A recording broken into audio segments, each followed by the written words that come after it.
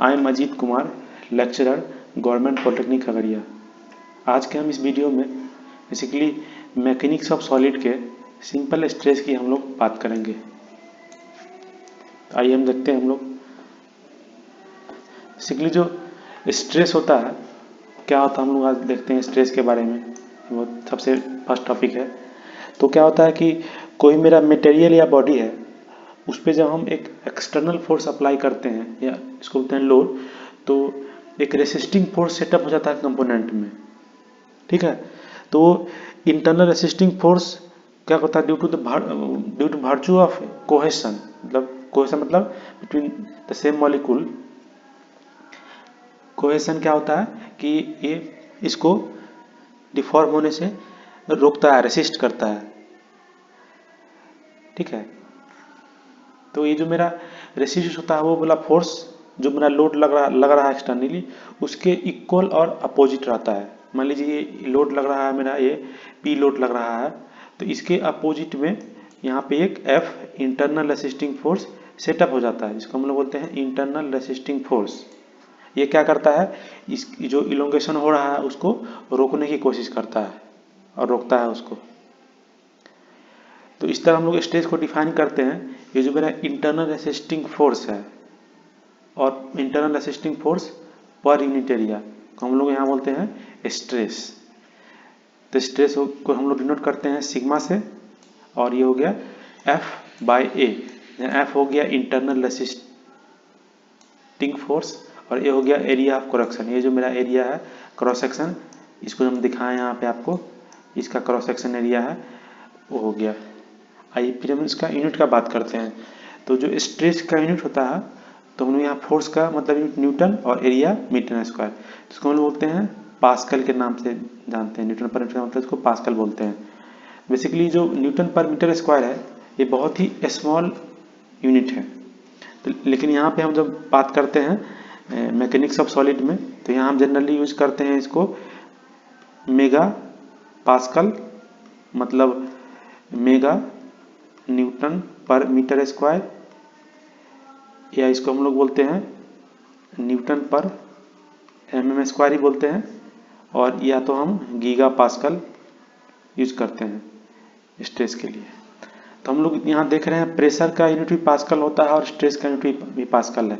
तो प्रेशर और स्ट्रेस में क्या बेसिक डिफरेंस है, तो आइए हम इसको देखते हैं। सबसे पहले तो जो मेरा प्रेशर होता है ना, वो आप लोग जानते हैं कि ये मेरा एक्सटर्नल फोर्स है। प्रेशर जो है मेरा एक्सटर्नल फोर्स है, external normal force per unit area. लेकिन जो मेरा स्ट्रेस है ये मेरा क्या है, internal resisting force per unit area. इसको हम लोग स्ट्रेस बोलते हैं। ये मेरा इंटरनल रेसिस्टिंग फोर्स है। फिर जो नेक्स्ट पॉइंट देखते हैं कि प्रेशर जो है वो आप लोग जानते हैं कि ऑलवेज एक्ट होता है नॉर्मल टू द सरफेस, जिस भी सरफेस पे लग रहा है उसके नॉर्मली हमेशा एक्ट होता है। लेकिन स्ट्रेस कोई ज़रूरी नहीं है कि हमेशा नॉर्मल ही हो, ये नॉर्मल भी हो सकता है, टेंजेंशियल भी हो सकता है और किसी एंगल पे भी लग सकता है। फिर हम बात करते हैं थर्ड पॉइंट की। तो प्रेशर आप लोग जानते हैं कि प्रेशर जो है मेरा एक स्केलर क्वांटिटी है, इसमें सिर्फ मैग्नीट्यूड होता है, डायरेक्शन नहीं होता है। लेकिन जो मेरा स्ट्रेस है ये क्या है, टेंसर क्वांटिटी है। कैसा tensor quantity, second order tensor quantity. आप लोग जानते हैं कि जो first zero order tensor quantity को हम लोग बोलते हैं जीरो ऑर्डर टेंसर क्वांटिटी को हम लोग बोलते हैं स्केलर। और जो मेरा फर्स्ट ऑर्डर टेंसर क्वांटिटी है उसको हम लोग बोलते हैं वेक्टर। और ये मेरा है second order quantity, tensor quantity. मतलब इसमें एक से ज़्यादा डायरेक्शन होता है, मतलब एरिया भी डायरेक्शन पे डिपेंड करता है। फिर हम लोग नेक्स्ट पॉइंट देखते हैं प्रेशर को हम लोग डायरेक्टली मेजर कर सकते हैं। मेरे पास बहुत सारा मैकेनिकल और अदर भी इंस्ट्रूमेंट है जिसके हेल्प से हम प्रेशर डायरेक्टली मेजर कर सकते हैं कि कितना प्रेशर रिएक्ट हो रहा है। लेकिन स्ट्रेस को हम लोग मेजर नहीं कर सकते हैं, इसको हम लोग क्या करते हैं, कैलकुलेट करते हैं। फिर है ये कि due to pressure stress can be develop, pressure की हेल्प से हम लोग स्ट्रेस डेवलप कर सकते हैं, लेकिन स्ट्रेस के कारण हम लोग प्रेशर डेवलप नहीं कर सकते हैं। फिर नेक्स्ट पॉइंट कि किसी एक पॉइंट पे प्रेशर जो है is equal in all direction in static fluid, लेकिन स्ट्रेस सभी डायरेक्शन में मतलब सेम नहीं होता है। जैसे जैसे मेरा डायरेक्शन चेंज हो रहा है, मतलब एंगल चेंज हो रहा है, वैसे वैसे मेरा स्ट्रेस का जो मैग्नीट्यूड या जो बोल सकते हैं वो चेंज होते रहता है स्ट्रेस। ओके, फिर हम नेक्स्ट देखते हैं एक बहुत ही इंपॉर्टेंट टर्म है, इसको हम लोग बोलते हैं स्ट्रेंथ। तो स्ट्रेंथ है, ये होता है मैक्सिमम या लिमिटिंग वैल्यू ऑफ स्ट्रेस। ये स्ट्रेस का जो है मैक्सिमम या लिमिटिंग वैल्यू होता है जो कि मटेरियल विथस्टैंड कर सके बिना फ्रैक्चर या फेल्योर के। उस हम लोग लिमिटिंग वैल्यू ऑफ स्ट्रेस को हम लोग बोलते हैं स्ट्रेंथ। और स्ट्रेंथ जो है एक मटेरियल प्रॉपर्टी है, जो कि इसका मतलब ये किसी चीज पे डिपेंड नहीं करता है, ये सिर्फ मटेरियल पे डिपेंड करता है। फिर नेक्स्ट पॉइंट हम लोग देखते हैं stress. Stress is not a mechanical property, sorry ये स्ट्रेस एक प्रॉपर्टी नहीं है। क्यों? क्योंकि ये डिपेंड करता है लोडिंग पे और एरिया, ये मटेरियल पे डिपेंड नहीं करता है। फिर लोग देखते हैं नेक्स्ट पॉइंट कि stress is develop when it is constrain या रिस्ट्रिक्टेड, या किसी रिस्ट्रिक्शन में हो कोई बॉडी, तभी उसमें स्ट्रेस डेवलप होगा। ये बहुत ही वेरी इंपॉर्टेंट पॉइंट है। फिर है मेरा नेक्स्ट कि stress are develop only when deformation और स्ट्रेन इज कंस्ट्रेन। जो भी देखिए हम लोग, इसीलिए हम लोग कहते हैं कि strain is the cause of stress. Strain जो है मेरा वो काउज है स्ट्रेस का ऑलवेज। फिर हम आइए देखते हैं टाइप्स ऑफ स्ट्रेस के बारे में बात करते हैं। तो जो मेरा स्ट्रेस है उसको हम लोग बेसिकली दो तरह से क्लासिफाई करते हैं, नॉर्मल स्ट्रेस और शियर स्ट्रेस।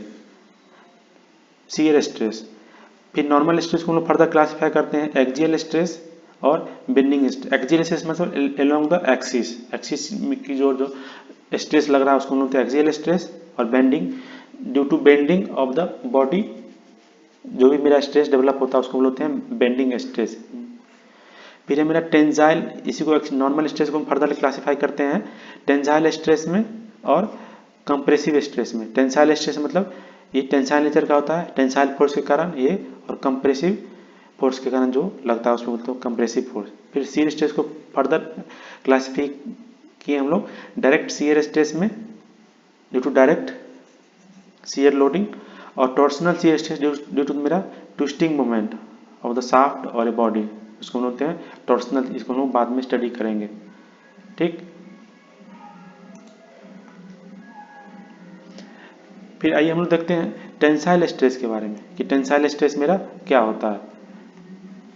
तो टेंसाइल स्ट्रेस में मतलब जो सिग्मा मतलब स्ट्रेस का वैल्यू वो मेरा ग्रेटर देन 0 होता है। स्ट्रेस होता है वो टेंसाइल होता है, दैट इज जो मेरा ये मेंबर है या फाइबर है, जब उसमें लोडिंग करते हैं टेंसाइल, ये मेरा पी मतलब ये टेंसाइल लोडिंग हो रहा है, इस पर टेंसाइल लोडिंग हो रहा है, टेंसाइल लोडिंग कर रहा है इसमें।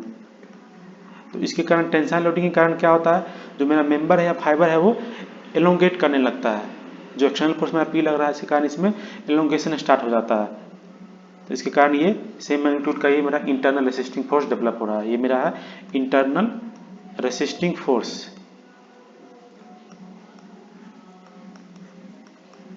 Internal resisting force. फिर हम देखते हैं नेक्स्ट कंप्रेसिव स्ट्रेस।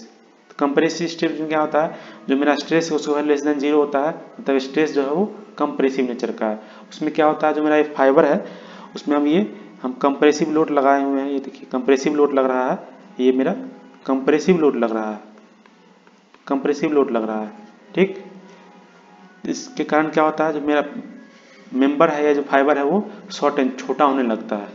तो ये मेरा इसका जो ये इस तरह जो इस यहाँ पे लोडिंग लग रहा है कंप्रेसिव, इसके कारण ये इसके अपोजिट डायरेक्शन में मेरा इंटरनल रेसिस्टिंग फोर्स डेवलप हो रहा है जो कि इसको रोकेगा, ठीक। फिर नेक्स्ट हम देखते हैं शियर स्ट्रेस के बारे में। इसको हम लोग डिनोट करते हैं टाउ से, इसको हम लोग डिनोट करते हैं टाउ से। ये क्या होता है कि किसी भी मेंबर या बॉडी में जब दो इक्वल और अपोजिट पैरेलल फोर्स जिसका लाइन ऑफ एक्शन डिफरेंट हो, सेम नहीं हो, not in the same line of action. तो किसी बॉडी के दो पार्ट, मान लीजिए ये बॉडी है, इसके दो पार्ट पे ये फोर्स लग रहा है और फोर्स दोनों है सेम मैग्नीट्यूड का, बट डायरेक्शन जो है इसका अपोजिट है और लाइन ऑफ एक्शन भी डिफरेंट है। तो क्या होता है, इसके कारण क्या होता है, जो पार्ट ऑफ बॉडी है ये क्या होगा, स्लाइड ओवर होने लग जाएगा कि जो ये पार्ट है बॉडी का ये ऊपर चल जाएगा इसे कट होके, मतलब, और ये वाला जो बॉडी का पार्ट है ये नीचे आ जाएगा। मान लीजिए ये बॉडी का पार्ट 1 है और ये 2 है, ये 1 हो गया, ये 2 हो गया, मतलब ये शियर ऑफ हो गया या स्लाइड ओवर हो गया। तो यहाँ पे जो स्ट्रेस डेवलप होता है इसको हम लोग बोलते हैं शियर स्ट्रेस। अगर P है यहाँ फोर्स अप्लाइड, P है फोर्स अप्लाइड या लोड अप्लाइड, और A है जो एरिया शियर ऑफ हो रहा है वो, तो हम लोग शियर स्ट्रेस को करते हैं define P by A, applied force to the area being shear. इसका भी सेम यूनिट होगा न्यूटन पर मीटर स्क्वायर या न्यूटन पर mm स्क्वायर। ठीक है, थैंक यू। तो अगर ये वीडियो आपको अच्छा लगा तो प्लीज लाइक करिए और मेरे चैनल को सब्सक्राइब करिए। Thank you.